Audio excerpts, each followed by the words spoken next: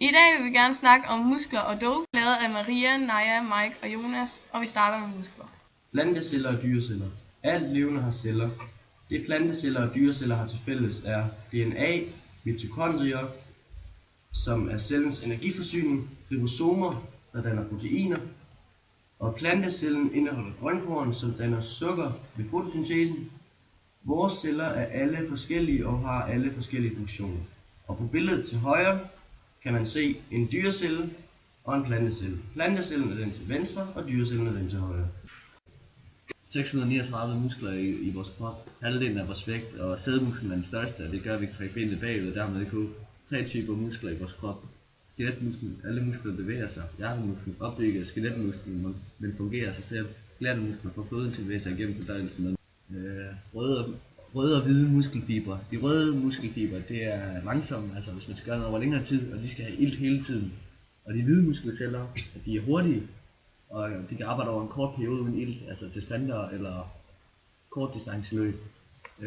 For eksempel altså ved røde muskelceller, det kan være en maratonløber, udøveren skal have udholdt sig selv lang tid, og det andet det er en 100 meters løber, der hele tiden skal yde noget eksplosivt og hurtigt. Og sprint, der kan man bruge 76 ud af 100 røde eller hvide muskelfibre, og en distanceløber, han skal bruge meget mere røde, end han skal bruge hvide. Kranspulsårene. Kranspulsårene bløder rundt om hjertet, der gør, at hjertet får blod og kan give blod. Giver hjertet ilt og næring. En blodprop får man, når hjertet ikke får ilt og frisk blod, så der opstår en prop i kranspulsårene omkring hjertet. Og her ser vi så et billede af hjertet, hvor man så kan se, hvor de forskellige kranspulsårer. Energi. Du får energi fra sukkerstoffer, som er slik og andre søde sager, og du får det af fedtstoffer, som er smør og olie osv., og proteiner, som er kød.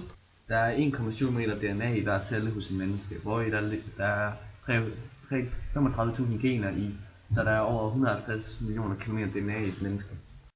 Muskelceller. Muskler består af muskelceller, og muskler er sammenvoksede celler. Der findes bi, tri og quadri, hvilket bi er 2, tri er 3 og quadri er 4. Muskelbundet er omringet af en fælles hinde. I et hver muskel er der en sene, som der holder fast i skelettet.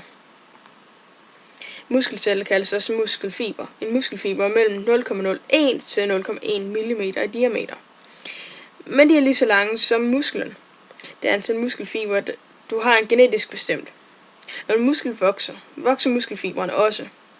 De langste muskelfibre, også kaldet de røde muskelfibre, og så er de hurtige muskelfibre, også kaldt de hvide muskelfibre. En muskelcelle er der flere hundrede mitokondrier. Det kommer an på, hvor mange man bruger i musklen. Nerveceller leder elektriske impulser. Knogleceller opbygger stærke væg af kalk og fosfat. Muskelceller kan trække sig sammen ved impulser af nerveceller. Hjertet. Hjertet er en stor muskel. Hjertet trækker sig sammen cirka 60 gange per minut. Ved hvert pumpe der er cirka 100 ml blod ud i kroppen. Hjertet består af 4 hjertekamre, 2 forkamre og 2 hovedkamre. De 2 hovedkamre bliver kaldt arterier. Hovedkamrene bliver kaldt hjertekamre eller ventrikler. De 4 hjertekamre er delt op i 2. De er delt op sådan, at venstre side bliver leveret blod til kredsløbet, men det højre side bliver leveret til lungekredsløbet. Hjertet er omtrent lige så stort som en knytnæve, og menneskets hjerte vejer ca. 350 gram. Nu er vi så nået til doping. Bloddoping. Ved bloddoping, der tager man en halv liter blod ud af kroppen.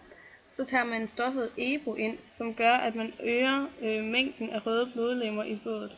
Bloddoping er en måde at kamuflere brugen af dopingstoffet EPO på, som gør det muligt for brugeren at øge mængden af røde blodlegemer, som gør, at der kan opnås en større præsentationsevne. Det man gør ved bloddoping, det er, at man tager en halv liter blod ud af kroppen, tilfører kroppen stoffet dopingstoffet. Så tilføjer man noget nyt blod, lige inden man skal præstere, så det dækker mere over brugen af EPO. Gendoping. Gendoping er, hvor der bliver indsat nye gener i kroppen, som kan sørge for, at kroppen producerer de hormoner, udøveren præcis har brug for at blive bedre. Gendoping er ikke muligt at spore, har ikke bedre effekt end andre dopingteknikker. Det eneste, det tilbyder i forhold til almindelige dopingteknikker er, at man ikke skal stikke sig lige så tit. Gendoping ser endnu ikke ud til at være et reelt problem i sportsdopings verden. Anaboliske steroider og testosteron. Anabole steroider er stoffer, hvis effekt svarer til testosteron. Testosteron er naturligt forekommende kønshormon hos mænd, der også findes i lavere koncentration hos kvinder. Testosteron produceres for ca. 95% vedkommende i testiklerne hos mænd, og de 5% kommer fra binyrerne. Kvinder har testosteronproduktet i æggestokkene og i binyrerne. Den anaboliske effekt af testosteron øger proteinsyntesen og dermed muskelmassen.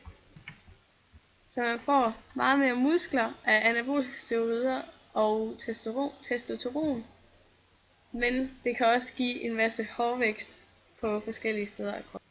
Doping er skadeligt.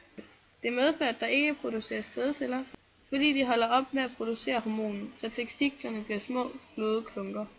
Man bliver mere aggressiv for humørsving, ændret skæg og hårvækst, knuder i brysterne, tidlig alderdom og blodsygdomme og leversvigt.